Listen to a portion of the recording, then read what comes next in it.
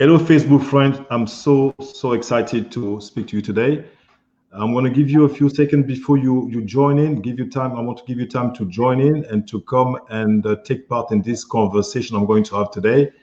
It's going to be, I can tell you, a powerful conversation because I have a special guest who's not in yet. I'm going to bring in him as soon as he's ready. We're going to have a great conversation. We're going to talk about Africa. We're going to talk about some stuff that you can use in your own life and also maybe in your community. If you're there, if you're watching, just tell me where you're watching from. That would be really great. So we can exchange and know exactly where people are watching from. It'd be nice for you to tell me where you're watching from. And also during the show, if you have any questions that you want to ask Dr. West, who's going to be on in a few minutes, you can always post it and we can share it on the screen so that you can also give other participants the opportunity to know what your thoughts are. So this is going to be I would say, a very inclusive conversation. It's going to be between my guest and myself, but at the same time, it's going to be you getting involved in this and for you to be able to give your opinion on what's going to happen. Like I guarantee you, that's going to be very interesting. We're going to talk about Africa, the heaven on earth continent, the continent that we all love, not just because we are of African origin, but because every single person on this show have Africa born in them. And this is that's the whole thing about this project, Africa, a heaven on earth continent, to see how we can pull in the resources that we need to get great again. And today, my guest is one of those people who's going to contribute into that project, to give his input, to tell us what he thinks of it, and how this also is not limited only to African people, and how people from diaspora can also get involved in this, and what could be the input in this process. So I'll give you a few seconds, and then we're going to start. If you have any comments you want to make right now, just don't hesitate. I can see one comment already. I can see Dr. Karen Moore there. Good afternoon to you from California, from Philadelphia. I can see there my Queen C, Carol Kitoko, she's there. Good afternoon, Dr. Charles. Thank you so much, my dear, for being there. So it's great to have those people already joining in. So we're going to start now. I want to bring in my guest. I mean, guys, it's going to be a fantastic. He's a powerful guy. And I just can't wait. I just can't wait to have him on. So, how are you, Dr. Ruben West? Hey, I'm wonderful. And let me just say this. Thank you for having me on the show. And not only that, thank you for having a mind to put together the show. One of the things I know is that this type of show is needed. And so it appeals to a different level of thinking. It appeals to people that think on a completely different level. So this was needed. I appreciate the fact that you're allowing me to be in. And then to the people who are joining in, welcome to this show. And if you have some comments or questions, feel free to put them in there. We want to take your comments as well. But thank you, Dr. Charles. You're welcome. It's a pleasure to have you. We're really honored to have you on this show. We're looking for people like you to come in and to give the input, because we know that what you're going to say today will be of great value to people of Africa and the world. Thank you, sir. And I'm glad that you'll be able to share that knowledge on my platform. And that's really good. I'm looking forward to that. Thank you. So before we start the show, and then we just want to remind people again, wherever you're watching from, just let us know, give us your name, and just let us know where you're watching from. And if you have any comments, don't hesitate to bring them in. And also if you have any questions, you can always bring them on the screen so that Dr. Ruben can give you an answer, as much as possible. So before we start, Dr. Ruben, I want to say a few words about you, because I read your bio and I was so impressed with the content of it and how rich it is, and the things that you've done. Yes. And I'm sure the audience today will be happy to listen to you and to see how they can apply what you did. I mean, just so incredible in their own lives. So for those watching, Dr. Ruben West is a successful entrepreneur who, along with the help of several colleagues, erected multiple companies to the tune of millions of dollars, including a martial arts school. Yes, sir. So we have a dangerous guy here, or is he a peaceful guy? He has a medical staffing company, a surgical staffing company, and even more. So along his journey, he studied his success blueprint and now shares the formula with other entrepreneurs so that they can replicate the same result in their own professional and personal lives, which is great. So you don't just acquire knowledge, but you share it with other people. Has to be shared. That's really great. That's really great. Another thing that Dr. Ruben loves is that he has a special devotion to helping others realize their dreams. And that led him to establish the Black Belt Speakers, which is a globally renowned training firm for emerging speakers, leaders, and communicators. In 2016, Dr. West received the President's Lifetime Achievement Award from President Barack Obama. And in 2018, he received a Girma World Georgist from the former president of Ethiopia. From Ethiopia, sorry. For those who don't know that that president, he was the president of Ethiopia from 2001 to 2013. In 2019, you received the Sidney Alicock Vice President of Guyana Global Humanitarian Award, and you were recognized as the United States Civility Icon of the Year by Change Nations. And we all know Change Nation, which is an organization started by Dr. Clyde Rivers. Indeed. An amazing guy. And then Dr. West also developed a new communication and paradigm called bialogue. That's quite interesting because instead of dialogue, you call it bialogue. I hope you're going to have a chance to tell us more about it and how this could link with our conversation today related to Africa. Sure. And this bialogue, for those who are watching, is considered by many to be the next evolution of change in how countries, companies, and communities communicate and build for the future. Exactly. Wow. And as a speaker, trainer, and author, and World Civility Ambassador, Dr. West's message transcends the stage, the page, and captures the heart and soul of those who hear his voice and read his words. Wow. We have here a man of experience, a man, I just can't wait to hear what you have to share with the people. And do you have anything that you want to say before we start the show? The first thing I want to say is that if you're listening on the show, you obviously find value enough to be here. And so do us a favor and just share this video. Don't share it for me and don't share it for Dr. Charles. Share it for the fact that there's someone else out there that may get some content from this video that can not only change their life, but change the lives of the people around them. So do us a favor as we get started. Trust me, this is going to be impactful. Yeah, take my word for it. If you're here listening, I can guarantee it. I'll sign my name on the dotted line. This is going to be a powerful video. So do me a favor and just hit the share button because somebody's going to benefit from what we share. Thank you so much, Dr. Ruben. So what we're going to do, we're going to set the stage, set the scene for this conversation. It's going to be around the Greatness Trilogy, and particularly on one element of the trilogy, which is leadership. Yes, sir. And we're going to tie it to your concept, which is where you invite people to dream big. Yes.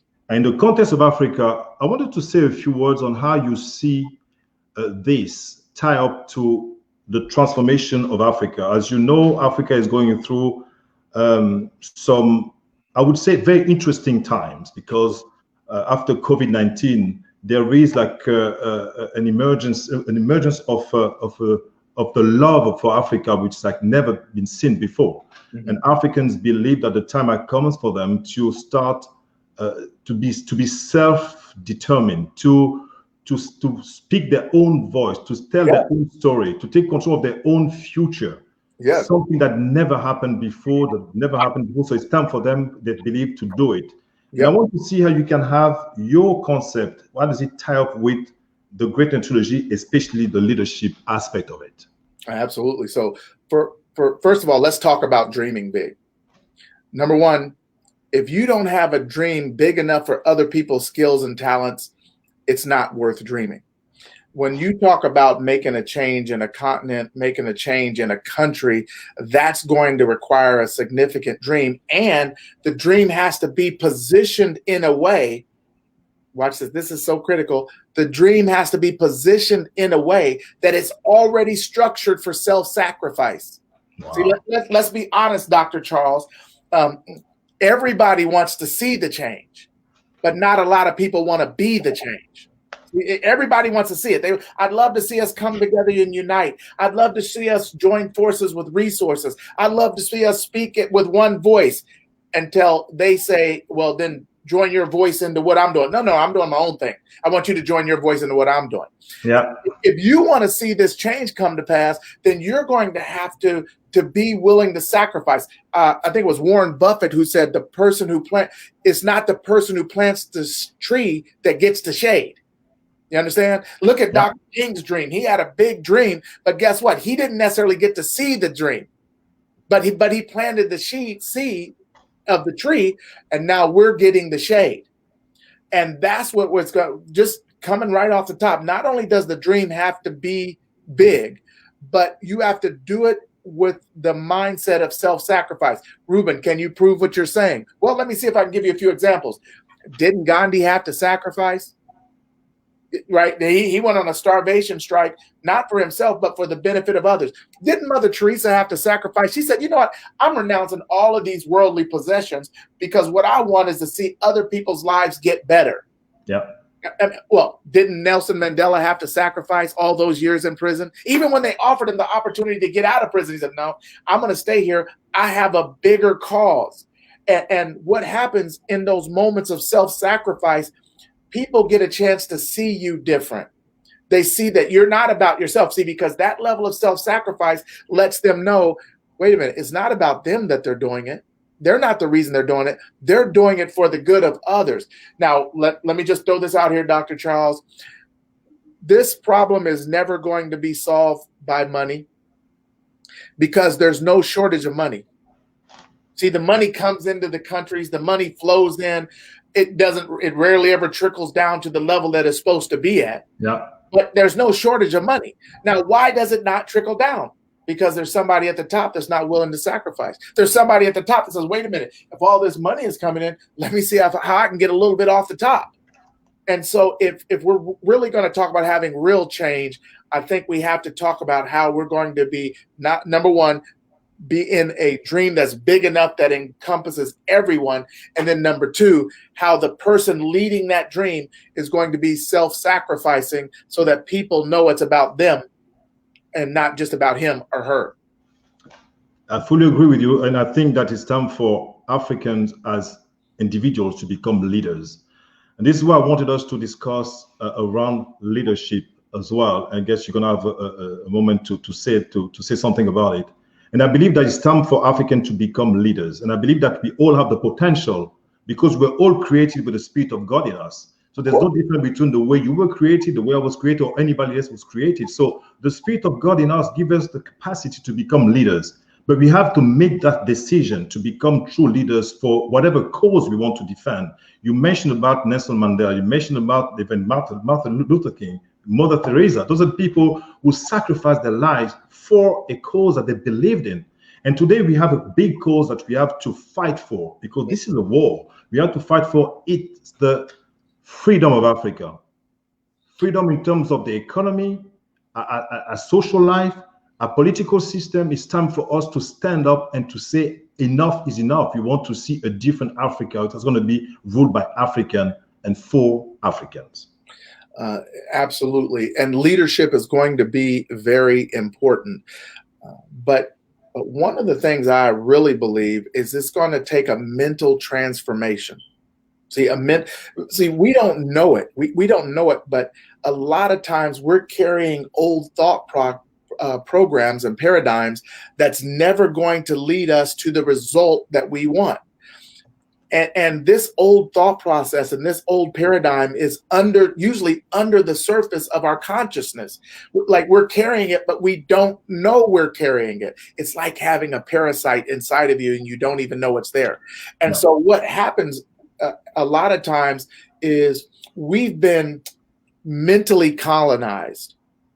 See, that's one thing that we're going to have to do when you look at Dr. King. Yeah, he was arguing for the rights of, let's say, the African American in the United States or the blacks in the United States, but he really was arguing for everybody. He wanted equality for everybody. So his thinking wasn't just limited to his nationality or his race.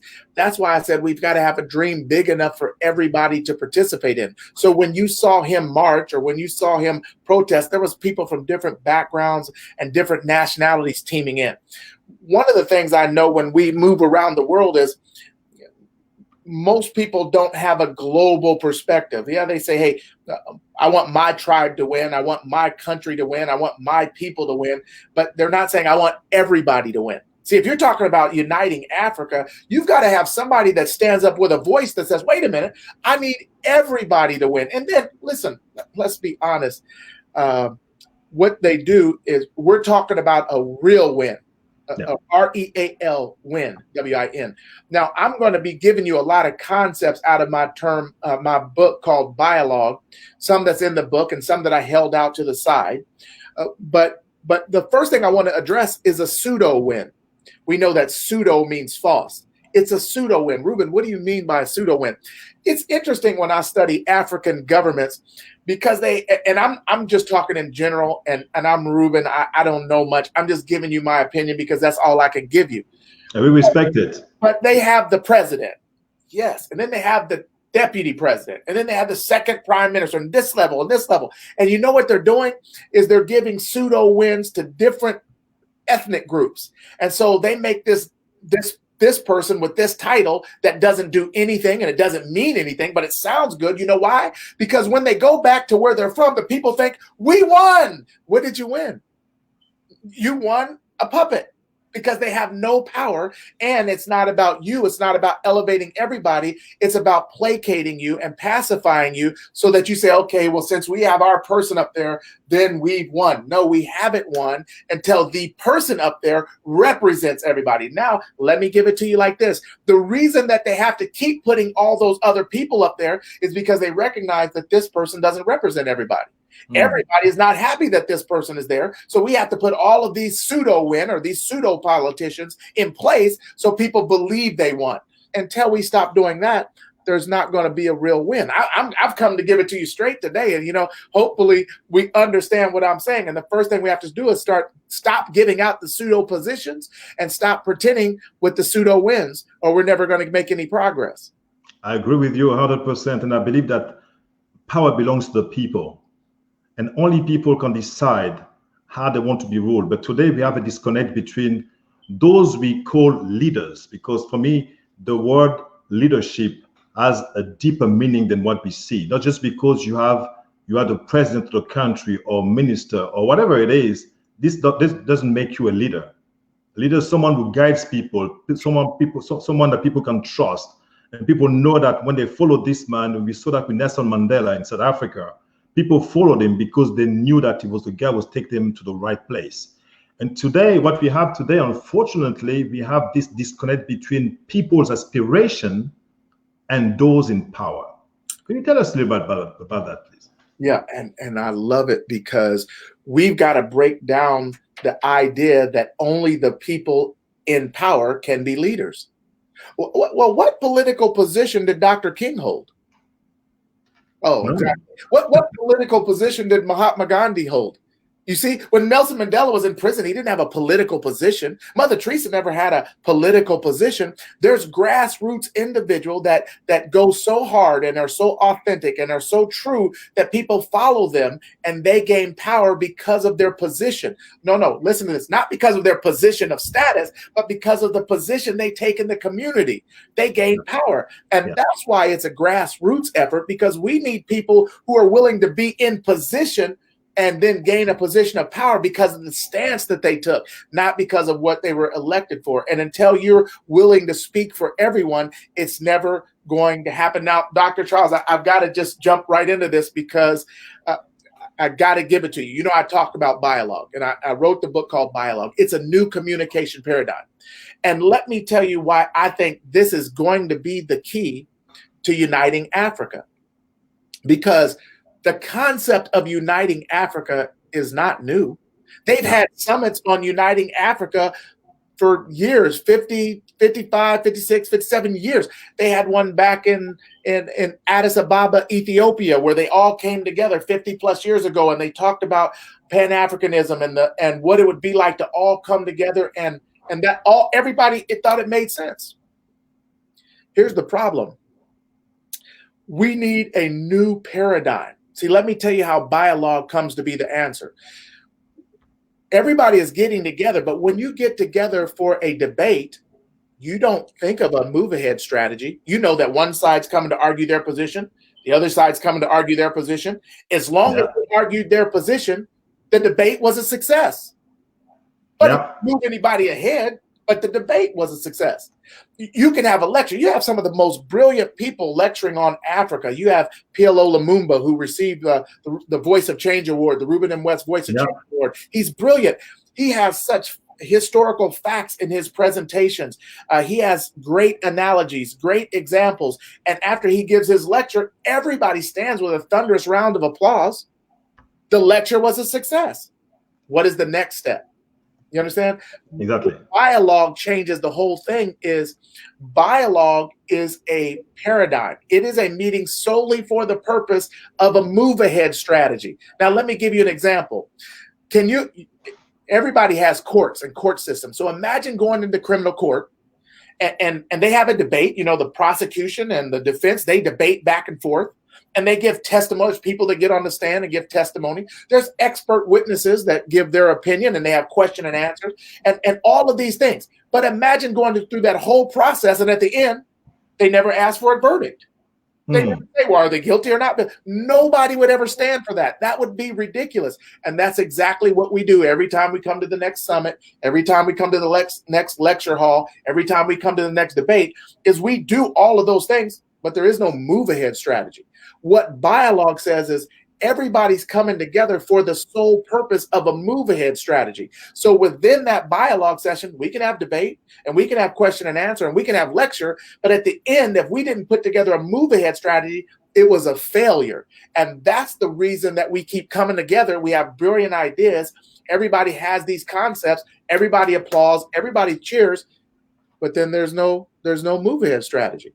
And if we're going to change Africa, then we've got to get people to come together for the sole purpose of a new move ahead strategy. They have what I call, listen to this, Dr. Charles, they have what I call pseudo sit downs. Remember, pseudo means false. A pseudo sit down is a meeting that they come together at when they already know there's not going to be a change that takes place. They're coming together for the sake of the meeting out of obligation. Oh, well, I'm a prime minister. I am the president. I am an ambassador. So I'm required to be at this meeting. Now, I already know nothing's going to take place, but I have to sit here. I'll have to look good, and we go our separate ways. We have to stop doing pseudo sit downs if we're going to change what Africa looks like and what it's going to look like in the future. I fully agree with you. I think today African people, especially the younger generation, can see themselves deprived of the capacity to dream. They can't dream anymore because they know that the elections are rigged, because they know that whatever they say will not be taken into consideration. So they've given up. And when you kill the dream of a people, you've killed that people. You kill every single member of society. So they say whatever they do, because no, they just rig the elections, they know that they're going to be reelected, so there's nothing we can do. And all of the things that just pulling Africa down. And the younger generations are saying today, this is enough. We want to see something different. We want to determine what we want. We want a new set of leaders. People are going to be there for the people. People is going to be there for the interests of the community. And that's what we want to see in Africa. So there's total disconnect between the leadership that we have today and the people's aspiration. Absolutely. And in bialogue, I call that input fatigue. Those are people that are completely burnt out of the process of giving their input because they know that it doesn't go anywhere. Nobody's listening. It's not taken into consideration. They kept giving it and giving it and giving it. And after a while, they just give up. It's input fatigue. And the leaders have to look at that. Why are people refusing to give input? Why don't they want to say anything anymore? Why don't they want to come forward? They're over it. it's time for a new level of action. And that new level of action has to be coming together for the sole purpose of a move ahead strategy. It can't be to come together to debate. There's nothing to debate. We all know that there's a change that's needed. Listen to this, Dr. Charles. You read in my bio, I have a martial arts school. I've had it for 20 plus years. I'm a 7th degree black belt. And here's what I can tell you, that the reason that we make a fist when we strike is the hand is stronger wrapped together. Yeah. I mean, right? I mean, you could do this if you want. You can do this if you wanted to. And this works right in your eye. But it always has to be against something soft, right? Because if you hit something hard, that's going to hurt. Exactly. This is the power of all of this wrapped together. That's the power that Africa has if it makes the decision to come together. Yeah. Because there's so many different countries, and then there's so many different leaders, and this is such a brilliant strategy from the colonizers, because now if you never work together, it's easier to pick you apart. Like, get this from over here, get this from over there, ask this person, right? But if you ever came together, this is much, much stronger. And so you can't just go over there and take these resources and treat these people bad over here. It doesn't work like that. It's all together. But the way they keep them from doing it is they keep them from focusing on what the benefit would be if we did it all together, and they keep them focusing on what is your benefit for not keeping it together. Yeah. What is your benefit for keeping it apart? What is your benefit for interceding on the participation of everybody coming together? And so now when they're focused on that benefit, it becomes a pseudo sit down. They come together, they talk about it, we hash it out, we think through it, and then we all go back our separate ways, and nothing is done. Yeah, exactly. And this has been going on for so many years.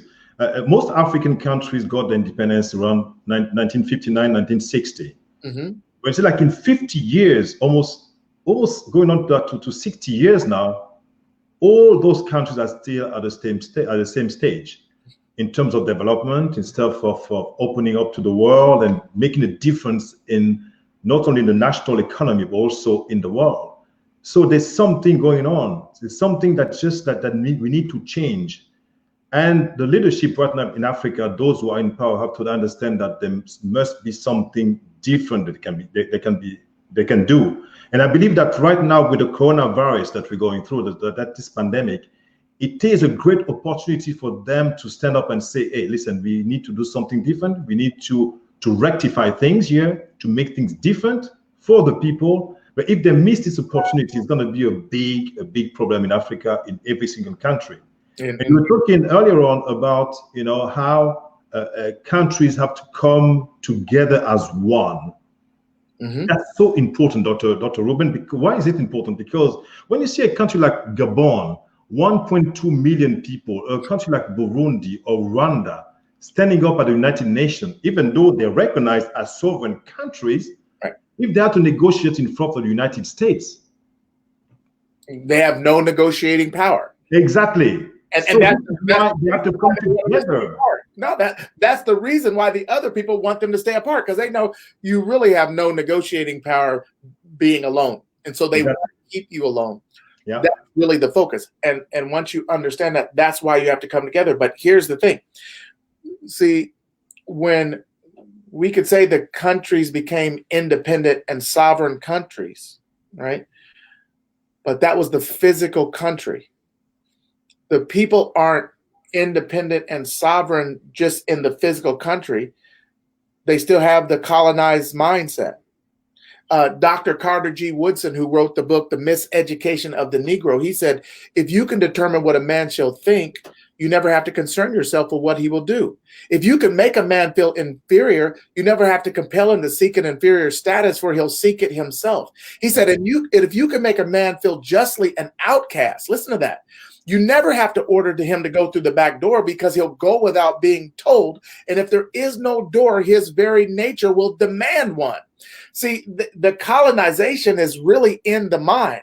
When they keep requiring you to have this belief system to say, it's better for me to be over here by myself than to be united together. Why? Because it gives you the independent feeling that you are strong. Listen, the real strength comes from cooperation. When you look at the United States, where does the real power come from? All of these 50 states and the territories coming together. That's the power.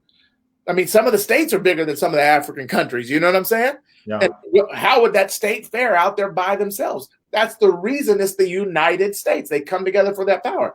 Anybody who's looking at that should be able to understand, man, and look, they still have governments that run the individual state, but there's a federal government. And we're not saying that Africa should not have people that run the individual countries, but as a continent to come together, all these African nations, the power would be tremendous. And the bargaining power would be too. Yeah, it makes all the difference. That's why they're talking more about the United States of Africa.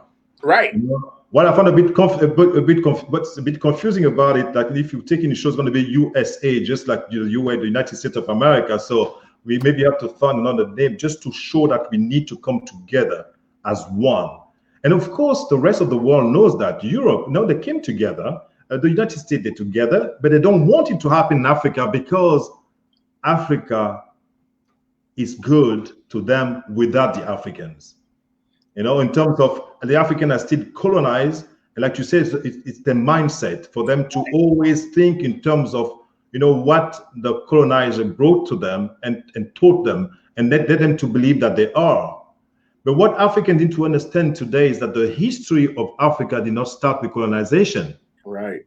Africa had a kingdom. We had our kings, our queens, powerful kingdom in Africa. But we need to go back to that. The way we need to put in place a system that's going to help Africans to understand, to jump over colonization and to go back to the history in terms of the kingdom that we had and how we can relearn who we are as a people and then apply it in today's reality. That way, we're going to be able to just overtake and overcome this problem that we have about colonization, that the way we think as Africans. So we need the input coming from all the people who have African born in them, for them to come and say, listen, hey, we need to do something, and only people can make it happen. Only individuals like you, myself, and everybody else can make it happen. Yeah, it's a grassroots thing. Yeah, it's a grassroots. See, when somebody there's somebody who this is going to be their life's mission, and when they stand up and they start speaking this, that the unification of all of these separate countries, when they start speaking it loud and talking about the benefits of everybody doing it together, it opens up the possibility for other people to join in. And so literally we're listening and looking for that unifying voice. That's really what it's going to take. And that's why I talk about dreaming big, because there's someone that may be hearing us right now and they've thought about that, but they've been hesitant. See, so you brought up a good point. You said this coronavirus is really putting a different spin on things. I heard a quote that said, never let a good crisis go to waste, right? We're in the middle of a good crisis. And what do we need to learn from it is that we need to learn the, number one, independence, but we need to learn interdependence. And that's what Africa really should seek right now, is a level of interdependence, especially after this corona time, because it's going to be necessary to get everything back on our feet. Yeah, very, very, very important. You know, something I wanted to discuss, Dr. Ruben, and I think that's so important. When we talk about the transformation of Africa, we're not just talking about people on the African continent. Sure. We're actually talking about the Black community as a whole, all over the world. Yes. And you as an African American, how do you see, first of all, how do African Americans, what do they know about Africa? And how do they see, what's the perception of what's going on right now in Africa? And how do you see them coming in and having an input in this process? Thank you. Great question. First of all, even what you just said, I want to just go back and say something that you just said. You said, even me as an African American, how do we see it? And so one of the things I can tell you, and I'm 100% right, is that I can't speak for everybody who's quote unquote African American. As a matter of fact, there's a lot of people that prefer the term Black, and so even in that, we don't necessarily have an agreed upon position. My colleague, Dr. Karen Moore, really puts it eloquently when she talks about the concept of identity fraud. So watch this, Dr. Charles. If you have glasses right there, and if I stole your glasses and left, who would end up with those glasses? Me. Like, I took the glasses, right? And so she said African Americans here in the US were the first people of identity theft. See, most people say identity theft is going on the internet and having your credit card stolen and somebody's using your name.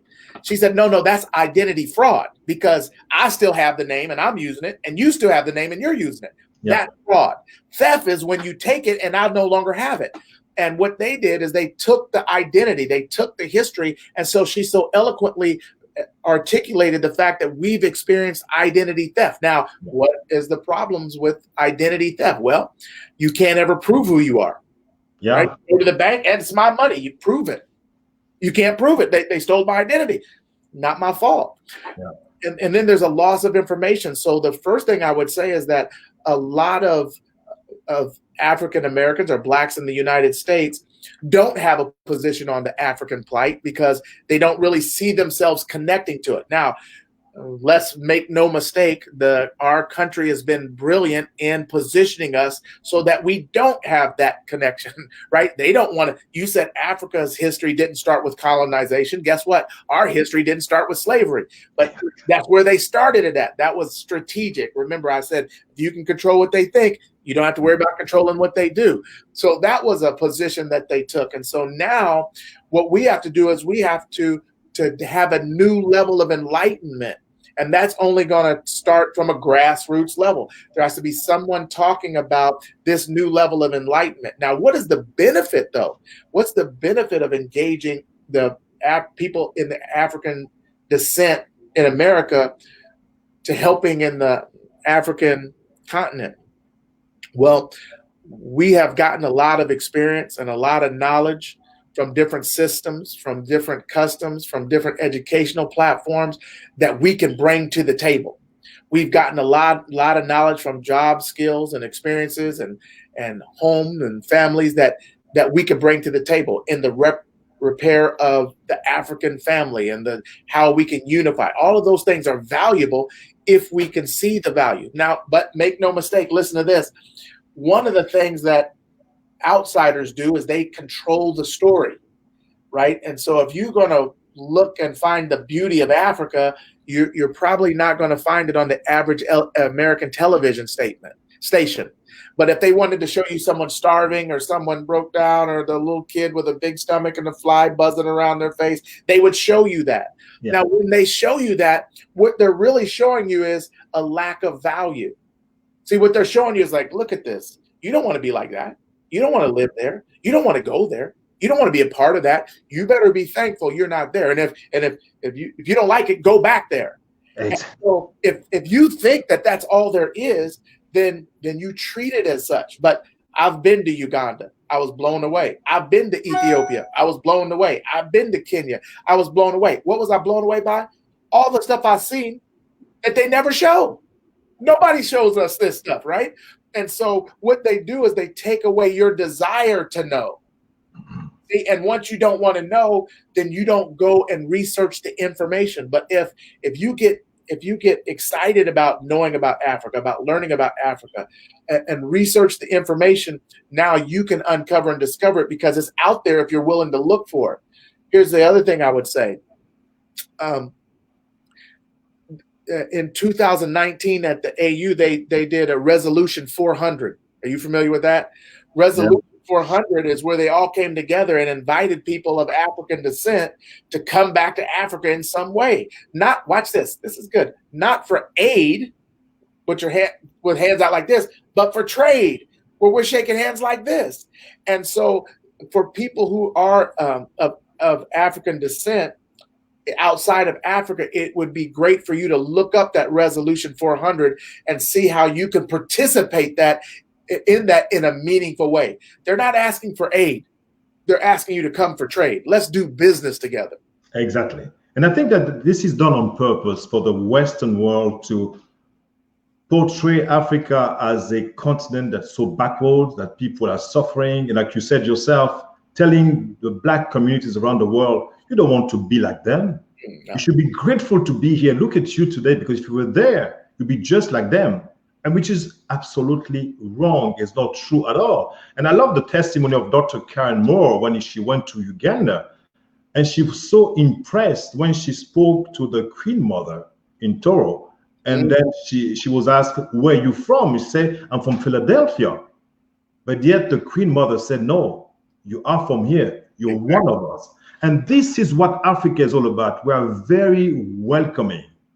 Maybe that's why slavery was so easy, because we just welcome all strangers coming. We make them feel welcome. And maybe that's why, we got tricked by white people when they came, and it was easier for them to take away, our brothers and sisters. But at the same time, I remember the time when I was in Holland, when I was working for Shell, I went to visit to buy a waterbed. And I went to a store where I saw this young Dutch guy who asked me, where are you from? I said, well, I originally come from Gabon in Central Africa. He said, oh, I passed by your country. I went to the Congo. I said, oh, that's really nearby. He said, I was so impressed when I went to Africa to see that everywhere I was going, people just opened the doors. People made me feel welcome. I had food every day. I didn't have any money in my pocket, but I was eating every day and had a bed every single night. Yeah, that's Africa for you. I don't want us to lose that side. That heart of service, open to other people that we have, but we have to be careful now. This is a new normality coming up. We need to be careful on who comes in and to make sure the terms for that person coming in are clear to us and acceptable to us. And we really have to look at history to really understand. Not because number one, we don't want to repeat it, but we have to really understand that. With a divided Africa, it makes it so much easier for other countries to come in and take the resources. It makes it easy. They come in, they take the resources. Look at all the things that are produced around the world that would not be possible if it wasn't from some kind of mineral, some kind of resource from Africa. As a matter of fact, look at the United States. They came in and took resources. What? People. They took the people. They still went in and got resources and brought them here to build this country. And so at some point, they have to understand that the unity is necessary to prevent the stealing and the pillaging of the resources. And until they realize that, it's really a false sense of security. And then and you have the citizens who you talked about, the younger generation, they're standing up and saying, hey, we want to have a say in what goes on. Yeah. We want to have a voice. And I told you that they're experiencing a level of input fatigue. But another one of my colleagues coined the phrase, and they said it was emotionally hearing impaired. I thought that was brilliant. They said that there's people that are emotionally hearing impaired. And what happens is the people who are at the top levels, the people who are the elected officials, they can no longer hear and relate to the emotions of the people that are speaking. Like they're saying, look, we're dying down here. This is killing us. They're taking our resources. You may be living well, you may be doing great, but we're not. And so let me show you what they do. They take the wealth of the country and they divide it by the number of people in the country. And then they talk about the average income for all the people in the country. Who cares what the average is? Because most of that wealth is owned and gained by a select few. So when you average it by all the people in the country, that doesn't put food on my table. That doesn't help me out. But it is a way to trick people to make everybody think, well, it's not really that bad. Here's another thing I want to tell you. If my son was walking around, and let's say my son had some gold, and he's 8 years old or 6 years old, you would expect me to take it from him because he doesn't know the value of it. You're like, hey, sir, you can't just play with that. You'll lose it, and then we'll be out all that money. So as a great parent, as a great father and the leader of this household, you expect me to take it from him so that we don't lose the value. right? Because that gold could be created into something of much more value. Got it? The reason that they show us these images of Africa being underdeveloped, being malnourished, being not well taken care of, is because they want to paint a picture of the African person. So that when they tell us, hey, we're taking these resources from Africa, we say, oh, well, that makes sense. I mean, what would they do with it? I mean, they can't even feed themselves. I mean, right? They've positioned us mentally. Remember, I told you, once you can determine what a man shall think, you never have to concern yourself with what he'll do, because we won't rise up against that, because we think, well, it's best for them. It's in their best interest to have that stuff taken and for us to have it. Just like it'd be my best interest to take that gold from my son and me do something with it, because he doesn't know what to do with it. They don't know what to do with all that stuff. It's all propaganda, and it's working perfectly. And if we're going to change that, we've got to put together some new sessions, some bialogue sessions where we could come together for move ahead strategies and not just debate or have lectures or questions and answers. We should work on it, Dr. Ruben. I think that's bringing that concept of yours to Africa, to start a new dialogue in Africa, is going to be very, very important. I think education is the key in this process. It's important for African people to start believing in themselves, and then if we can bring them whatever it takes to start believing in themselves, that would be fantastic. But at the same time, I want to make something clear here. Of course, when we come for whatever, the African American coming to help Africa, it has to come to in a way that African American come to Africa to know about Africa, to learn about Africa, not coming there as we are the one coming to save you, but to come there, say for us to bring a solution to Africa, we need to understand their own context, but to understand the way they think. You have to understand their reality, so that we can adapt whatever we bring to their reality, and it's going to work. It's going to be well accepted by people. I don't know what you think about it.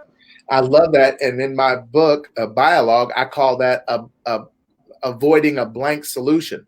Let me tell you what a blank solution is. A blank solution is when foreigners come in, they've watched videos, they've seen information, and they come in to provide a solution, but they've never asked the people what they actually need. They've never asked the people, what would benefit you? How can we support you? They come in as if, well, we must know because we're from the United States. You have no idea, right? And so that the solution that you provide is what I call blank solution. If you had a board and it was blank, what's there? Nothing. What does the solution do? Nothing. It doesn't do anything, because it wasn't created with the knowledge of the people who are having the issue. And that's why these sessions are so important, because we have to come together and understand what are the issues that we're actually having, what can we do different, now let's put them into place. And as opposed to saying, hey, I'm from the US and let me tell you what you need to do to make this great. How would you know? That's why I said bialogue is not the answer. Bialogue is the way to get to the answer. We're going to need these different leaders and these different lecturers and these different politicians to come together for bialogue sessions. And during those sessions, we'll debate and argue and have lectures and question and answers. But we also know that because it's a bialogue session, at the end, we've got to have a move ahead strategy. We can't just walk out of the room with no answer. That would be like having a trial and never calling for the verdict. You have all these testimonies, all these witnesses, and they say, okay, we're done. Nobody would stand for that. Yet we stand for the leaders coming together all these times in different summits and different platforms and going back with no answers. The time's up. We can't allow that anymore. Yeah. And I think the time has come for African leaders to stand up, and for them to give us their perspective, their view on how they see the future of Africa, because they are at the forefront. For them to tell us, listen, this is the way we see Africa. But of course, because they failed so dramatically so far, that would be difficult. Maybe they're running out of solutions to how they actually see the Africa that we at the grassroots want to see. Maybe that they just don't have that knowledge or the experience. So whatever is will be required for them to actually tell us how they see the Africa that we want. I question whether they're running out of solutions. What I question, because I don't think they're running out of solutions. I think they're running out of solution that fits their agenda. Understand? They're not out of solutions, because the only way to be out of solutions is you've tried everything. They have not tried everything, but they have tried everything for the most part that protects their interests and tries to will something on other people. The only way this is going to work is to come together for a collective interest. It's not going to work because we're trying to maintain what we have. Remember, I started this out saying that it's going to take someone with a big dream, and it's going to take someone who has the mentality of self-sacrifice. Because if it's going to be what's in it for me, you're going to lose a lot of people, because that's not going to work. They can see right through that. Yeah, that's true. So there's a lot of work to do. There's a lot that we need to put in place to see how, as individuals, we can bring this new Africa that we all want. And I'm glad to see that there's many voices being heard right now. Many people are standing up and saying that, listen, hey, enough is enough. We want to see something different. So we can't continue like this forever. Otherwise, it's going to be the end of Africa, because Africa as a continent, Mother Africa, has been crying for too long. Right. Calling her children to say, I'm crying, do something about it. Just come, give me that splendor that I had. Just make me beautiful again. And us children of Africa have not been able to stand up and make our continent beautiful again. That's why I believe I started this concept that's called Africa, a heaven on earth continent, because I believe that Africa is a beautiful continent. With or without the African, Africa will always be a beautiful continent, but better if the Africans are there and they take their responsibility in how they can help the continent become beautiful again. And I'm praying, if I just add this, that African American brothers will also see that. They're going to start searching for themselves, not just relying on CBC or CNN to tell them what Africa is all about. For them to do their own research, to start knowing what Africa is all about, to start connecting with Africans that will live in the United States, to get to know them, to see, what is Africa all about, to learn from them. That's the way they're going to be ready to come to Africa and make a difference in this process that we're going through. Let me tell you this, Dr. Charles, this is funny.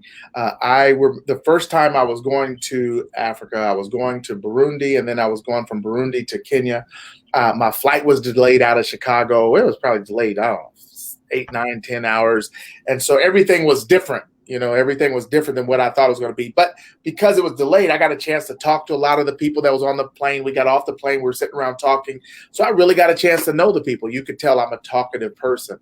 And so they loaded us on the plane. We got on there, I think it was 11, 12 hours, 13 hours from Chicago to Addis Ababa, Ethiopia. It was a direct flight.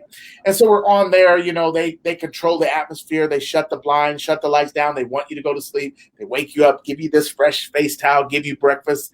And so I remember we were about to land, and they told them, open the shades. And so they opened the shades. Now watch this. We're coming down the runway. We're coming into land, and they open the shades. And I said out of my mouth, out loud, I said, oh my God, they have buildings here. and all these people who had spent all this time talking to me like, what in the world is wrong with this guy? They're like, what? I said, oh my God, look at the building. Like, I had never, ever in my life seen a picture of Ethiopia with that kind of architecture. Never. Oh my goodness. And so I said out of my mouth, oh my God, they have buildings here. And somebody said, where are you from? And I said, the United States. And they said, oh, that makes sense.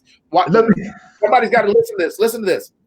Belief is a poor substitute for the truth. You got to get that. Belief is a poor substitute for the truth. And so many times they get us to believe certain things about ourselves. They get us to believe certain things about other people, other continents, and other countries. They get us to believe certain things about what would it be like to come together, and how would it be to your detriment if the African nations join together. But here's what I can tell you. Belief is a poor substitute for the truth. And we've got to stop going on their belief, and we've got to figure out the truth. That's what amazing. Just give it an example again of how people have such a bad perception of Africa. I was working for a company some seven years ago, and then a guy asked me, so where do you come from? I said, from Gabon.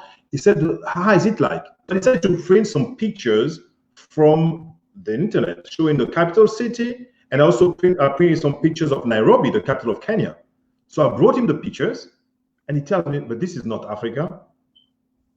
Because for them, Africa is when you see children with big bellies, flies all over their heads. They don't imagine that in Africa you go to restaurants, you just go to movies, you do like Dr. Karen Moore said. She was surprised that when she got to Uganda, people are just going about their business just like anybody else in the world, taking their kids to school and driving to work and doing just like everybody else. The roads are nice. So people are just, like you said, our belief system can always put us on the wrong because we don't make the effort to search and to educate ourselves. So education is going to be key on both sides of the border for people to know exactly what we're talking about here. You're 100% right. And that's why it's going to start with somebody dreaming big. Somebody saying, hey, I'm going to be the one to plant the seed, the seed of the tree. I may not ever live to experience the shade, but I'm going to be the one to start. And literally, it needs to start at the grassroots, because when we connect with the young people, with the youth, and get them to see it differently, a different level of possibility, a different outcome for the future, I think that's the key. Can we ever convince the people that are in charge now to change? No, maybe not. But we can hold the future accountable, and so we have to start doing something right now. We can't wait. That's one of the things that Dr. King wrote in his book. He talked about the fierce urgency of now, right? He's like now is the time. And that's what we have to look at even for Africa, is there's a fierce urgency of now, right? Right. The moment is now. The moment is now. I think that, Dr. Rivers says about the world, there's 7.8 billion people, and each one of those people has a role to play. In the case of Africa, there's 1.2 billion Africans, and every single one of us has a role to play. Every single one of us has to become a leader, to take control in their own sphere of influence, to do whatever it takes for them to be the leader they're supposed to be. Not to point the finger at someone else and say, what can I do in what I do every day? How can I do it the best I can with integrity? That's what the notion of civility of Dr. Rivers is so important. Yes. To bring into Africa is for people to start seeing their country, the continent first, before their own selfish interest. Yeah, exactly. Dr. Vernette Joseph put in the comment that we must teach them to see it with true eyes, not what they want you to see. My colleague, I think is Dr. Christine Kozachek of North Carolina, she has a term, it's called intrinsic deception. And that's when you trick in your own mind, it prevents you from seeing the truth. It's an intrinsic deception. And I think some people are comfortable with that because then that means that they don't have to take any action, because once you know, then you're required to do something about it. And so I think that's some of the things that we're going to have to tackle and address. But I just got to say, I appreciate you taking on this effort, having this show, having people on your shows, bringing people to a level of enlightenment that something needs to be done. And watch this, they could be the person that do it. And thank you so much for your words. And that's why I created the Greatness Trilogy, which is a concept that includes 3 key elements: leadership, fitness, and spirituality. And for me, I believe that every single person, in the case of Africa, we're all leaders. We have to demonstrate it. And for those who don't know that they are leaders or potential leaders, they have to learn. They have to receive the education they need for them to become the leaders they're supposed to be. And what do I talk about fitness? I talk about fitness at 2 levels. Not only physical, because it's important for you as a leader, someone wants to change nations, make a difference, you need to be fit. You don't want to be preoccupied with health conditions, health issues. So we have to be fit physically. At the same time, you have to be fit mentally. What is that you put in your brain? What is it that you learn every day to make a difference around you, in your community, in your family? And everything starts with the family, which is the foundation of society. And I believe that every single African has to understand that to become the leaders that they're supposed to be, not only men, but women as well, because women have a key role to play within the family. So we have to become leaders in our sphere of influence. And spirituality is a very important element, because that's the one that gels everything together. Because as a leader, and we see that with our current leaders, they lost touch with the people. But as a leader, you stay with your people. You do whatever it takes to even die for your people. You do whatever it takes, like a Nelson Mandela or Martin Luther King or Mother Teresa, that you're there with them. And spirituality is an element that's going to kill that ego that we have. Yes. Make us believe because you are leaders, we can step all over everybody else. Spirituality is very key, and Africa is a spiritual continent, and we have to tap into that spirituality to see how we can bring about the Africa that we want in our own words, writing our own stories for African and by Africans. I love it, Dr. Charles, and I'm looking forward to doing my part in my travels, in my trainings. I think that literally we have to figure out what difference we can make as an individual, and make sure we're doing that. So many times we look to the governments to do it, we look to other people to do it, but I question everybody listening, what is it that you can do? And if we all do that, I think we'll make the right change. I agree with you. Thank you so much for being on the show. And I want to remind Africans that the change starts today. Tomorrow starts today. Every single African has to stand up. And those who have African born in them have to stand up and join into this fight that we're in to see how they can contribute, because the future is now. And this is the time for Africa to grab the opportunity of this pandemic to actually show that, no, this is an open avenue for them to start self-determination. Because while the West are still confused about what's going on, it's time for them, for us, Africa, to get our act together, to put in place what we need to be able to be free at last and say, yes, we are African and we're proud to be African.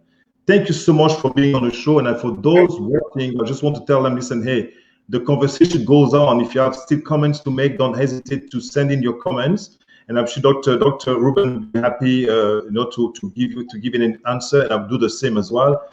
Thank you so much for watching the show. Thank you so much, Dr. Ruben, for being on this program. And I'm looking forward to having another conversation with you in the near future. Thank you so much. Thank you. Bye-bye. Bye-bye, sir.